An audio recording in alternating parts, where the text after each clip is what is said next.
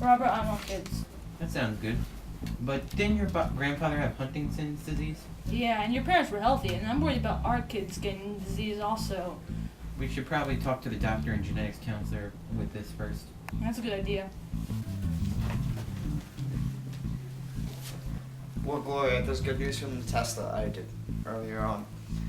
You're all okay when it comes to the disease.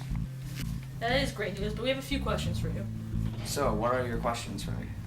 Well, doctor, we were thinking about having kids, but Gloria here, his grandfather died from Huntington's disease. Oh, really? What we want to know is, what is this disease? So, Huntington's disease basically happens on the third chromosome of your DNA.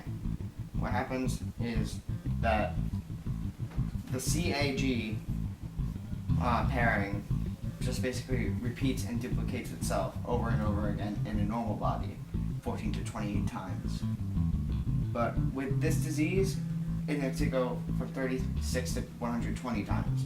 Now the problem with this is that the disease strikes earlier if you have the higher amount of times that it repeated. So, there's no known cure for this disease. They're looking for it, but they haven't found anything. Medication that we found that kind of helps it only slows down the process before it takes you. The person diagnosed with this disease only lasts for 15 to 20 years after diagnosis. But suicide is very often because of the depression that this disease causes in the body. Choking is a major hazard with this disease because of the fact that they can't control their muscles because they have muscle spasms.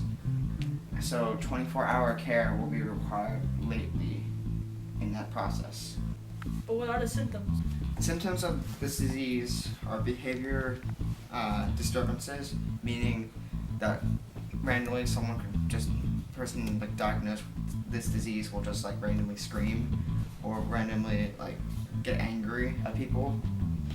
Hallucinations, meaning that the person will think something else is happening. Like let's say it's foggy and the person's going for a stroll, he'll probably see people that really aren't there. His skin will be irritated. His mood will be affected by this disease. He'll be fidgeting. And basically, he won't be right in the mind. Wow, Doc, that sounds pretty serious there. We should most definitely get that checked out right away. You're welcome, guys.